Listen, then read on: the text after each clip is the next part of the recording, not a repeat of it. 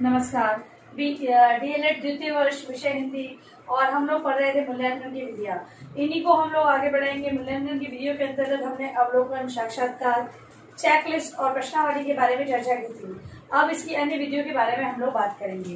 तो अगली है कम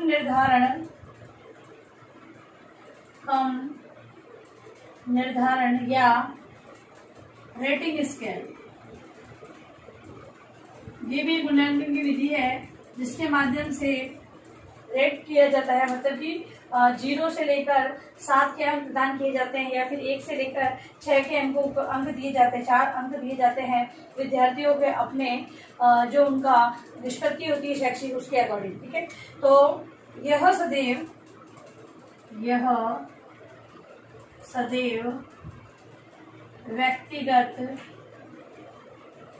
सदैव व्यक्तिगत ही होता है, मतलब कि सबके बारे में, हर व्यक्ति के लिए, पर्टिकुलर एक व्यक्ति के लिए रेटिंग स्केल का प्रयोग किया जाता है। सबका सामूहिक रूप से नहीं होता है। रेटिंग स्केल एक एक व्यक्ति का मूल्यांकन करता है, होता है। इसके द्वारा बालक की किसी क्षेत्र की कुशलताओं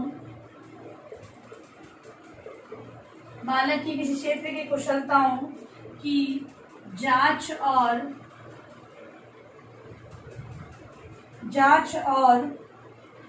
व्यवहार की प्रगति विभिन्न मात्राओं में प्रस्तुत की जाती है। यह मापनी सामान्यतः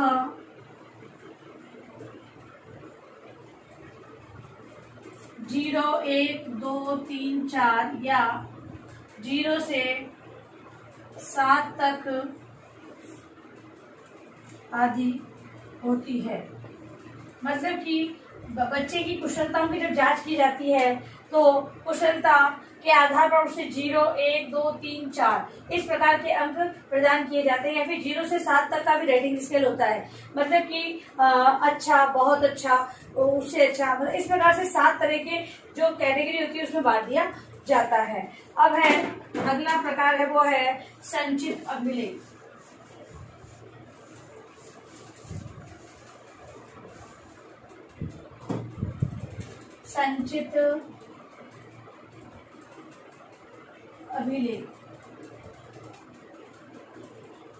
संचित अभिलेख भी मूल्यांकन की विधि है। इसके अंतर्गत विद्यालय में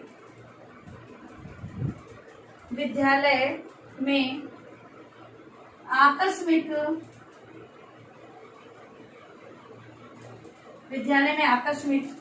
अभिलेख या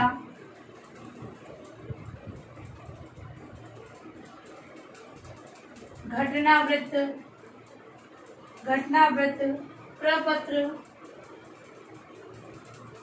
प्रपत्र द्वारा किसी छात्र का कोई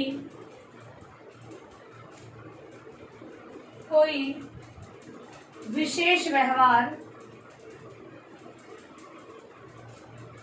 व्यवहार हुआ हो तो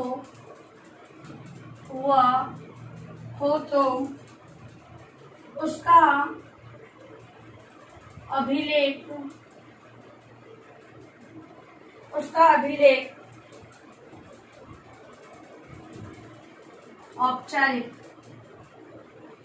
औपचारिक मूल्यांकन, जिसे हम औपचारिक मूल्यांकन कहते हैं, रखा जाता है। संचित अभिलेख में क्या किया जाता है कि कोई भी बालक है, कोई छात्र हो, उसकी विशेष व्यवहार हुआ होता है उसका अभिलेख, मतलब कि एक प्रपत्र होता है, उसके अंतर्गत उससे संबंधित घटना और उससे संबंधित सारे व्यवहार उसमें लिखे होते हैं। छात्रों की डायरिया, जिसे हम दैनंदिनी भी कहते हैं, छात्रों की डायरिया शिक्षक द्वारा तैयार किए हुए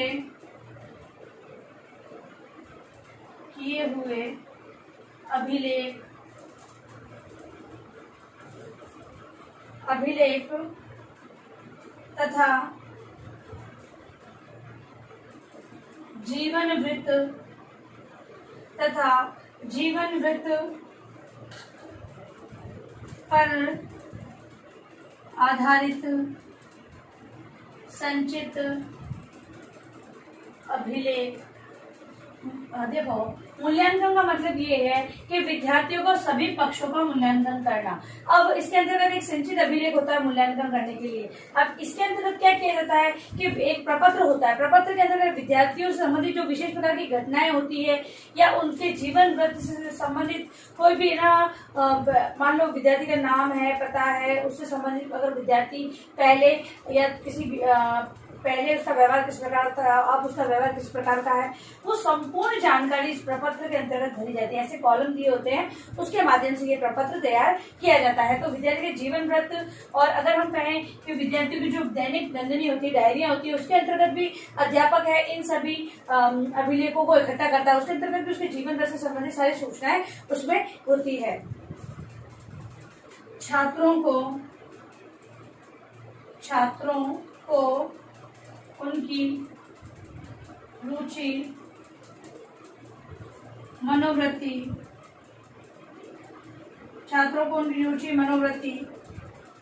व्यक्तिगत एवं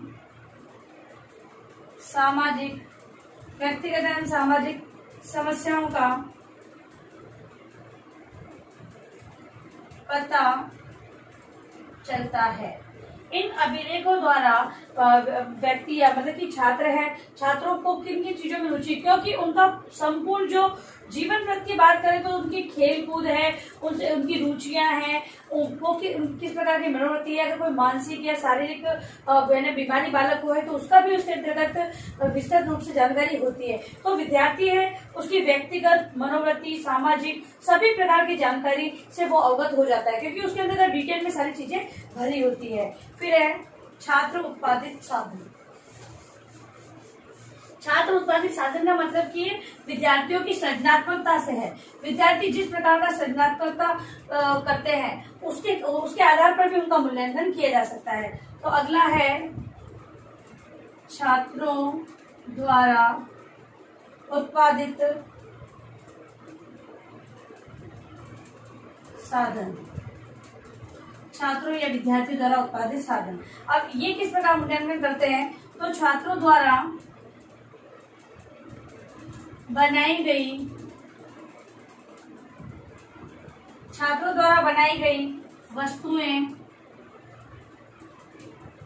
वस्तुएं, तस्वीरें, कविताएं, मॉडल, वो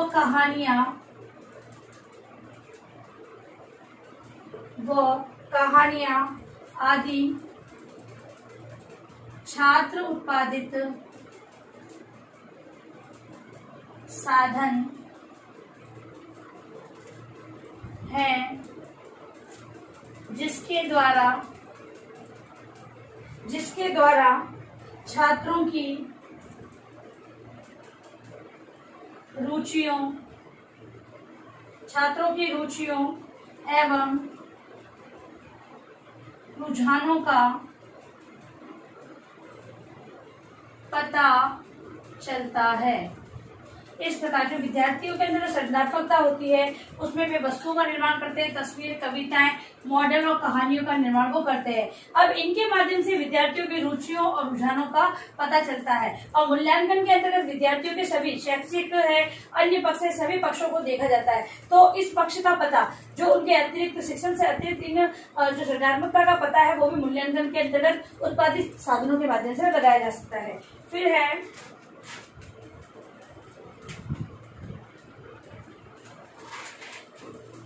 सामयिक जांच पत्र।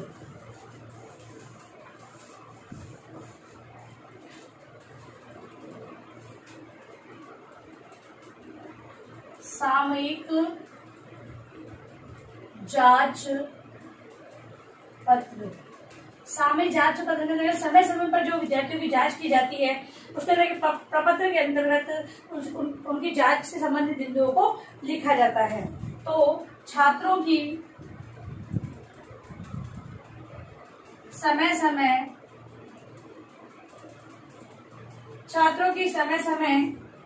पर होने वाली उपलब्धि ज्ञात करने के लिए सामयिक जांच पत्रों के माध्यम से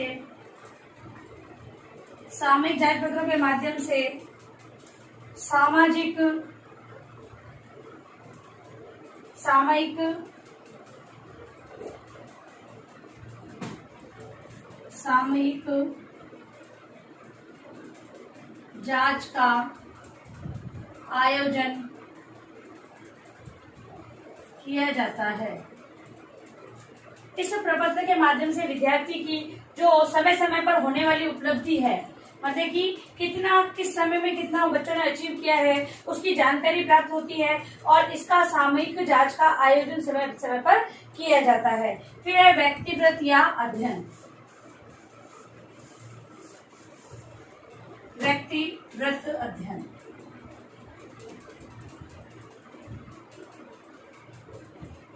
व्यक्तिगत अध्ययन में किसी बालक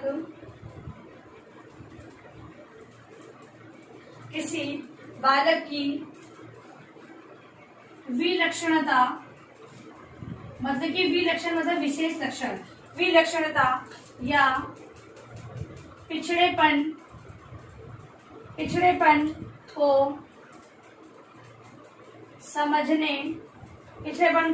समझने हेतु परिवार,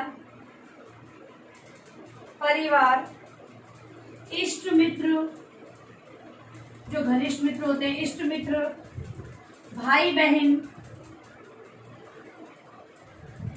आस पड़ोस,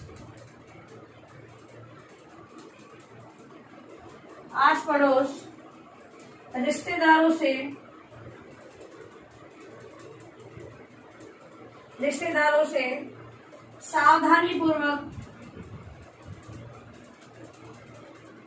सूचनाएं संग्रहित की जाती है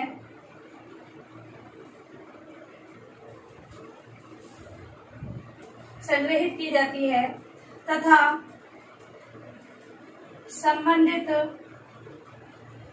संबंधित को विश्वास में लेकर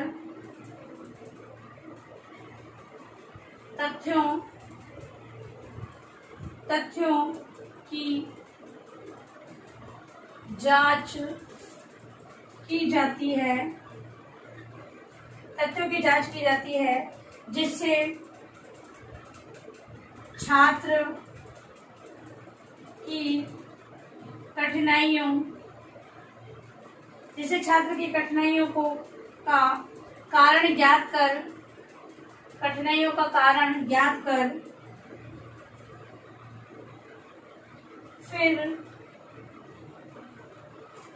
फिर इन कठिनाइयों को दूर किया जा सके, दूर किया जा सके। देखिए, जो व्यक्तिगत अध्ययन है जिसे हम केस स्टडी भी कहते हैं, जो कि हम लोगों ने पहले कर चुके हैं, है ना। हम लोगों के सत्य कार्य के अंतर्गत भी ये केस स्टडी आती है। अब इसके अंतर्गत क्या होता है, बालक की विलक्षणता, मतलब कि बालक की जो विशेष लक्षण दिखाई दे रहे, सामान्य लक्षणों की बात हम नहीं करेंगे यहाँ पर, विशेष लक्षण या फिर पिछड़ेपन के बालक है वो शिक्षण के अंतर्गत कैसे पिछड़ रहा है, ठीक है। उसको समझने के लिए उसके परिवार, देखो जानकारी कहाँ से संग्रहित की जाती है, तो परिवार, इष्ट मित्र, भाई बहन, आस पड़ोस और रिश्तेदार, इनसे सावधानी पूर्वक सूचनाएं संग्रहित की जाती है कि बालक अगर विशेष लक्षण है, मान लो अगर बालक है बहुत क्रोध करता है, कोई बालक है कक्षा में बहुत क्रोध करता है और उसका जो व्यवहार है वो बहुत ही मतलब उत्तेजित होने वाला व्यवहार है, तो वो व्यवहार उसके अंदर किस कारण से आया, तो ये सारी जानकारी, ये विशेष लक्षण हुआ, ये विशेष लक्षण की जानकारी परिवार, इष्ट मित्र, भाई बहन, आस पड़ोस और रिश्तेदारों से सावधानी पूर्वक सूचनाएं संग्रहित की जाती है कि उसके साथ ऐसी कोई घटना घटित हुई है या फिर परिवार का वातावरण इस प्रकार का है या फिर उसके जो मित्र वगैरह है उसकी दोस्ती इन ऐसे मित्रों के साथ है जिसके कारण उसका व्यवहार में परिवर्तन हो रहा है, तो ये सारी सूचनाएं एकत्रित की जाती है। अब ये सूचनाएं एकत्रित करने के लिए सभी जो संबंधित है जिनसे सूचना लिए उनको विश्वास में लिया जाता है कि आप विश्वास रखिए कि ये जो तथ्य आपसे मैंने लिए हैं इनको मैं कहीं और उपयोग में नहीं लेंगे या फिर ये जो संग्रहित सूचनाएं संग्रहित की जा रही है इसका औचित्य कोई दूसरा नहीं है, बालक की शैक्षिक निष्पत्ति या फिर बालक के व्यवहार में परिवर्तन लाना ही हमारा उद्देश्य है। इस प्रकार से विश्वास दिलाते हुए उस छात्र की कठिनाइयों के कारण को ज्ञात किया जाता है, फिर उस कारण को ज्ञात करने के बाद उस कठिनाई को दूर किया जाता है, ठीक है। तो ये थी सारी हमारी शिक्षण की मूल्यांकन की विधियां। शिक्षण के दौरान मूल्यांकन बहुत ही अपेक्षित होता है। मूल्यांकन से हमारे उद्देश्यों की जो प्राप्ति कहाँ तक हुई है उसको हम ज्ञात करते हैं। तो इसी प्रकार अब आप अपना गृह कार्य प्रश्न लिखें।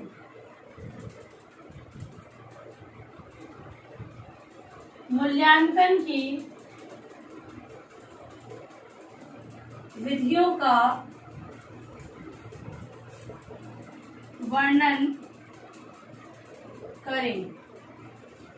मूल्यांकन की विधियों का वर्णन आपको अपनी उत्तर पुस्तिका में करके लाना है। और अंत में इस महामारी के दौर में कम से कम आवश्यक कार्य होने पर घर से बाहर जाएं।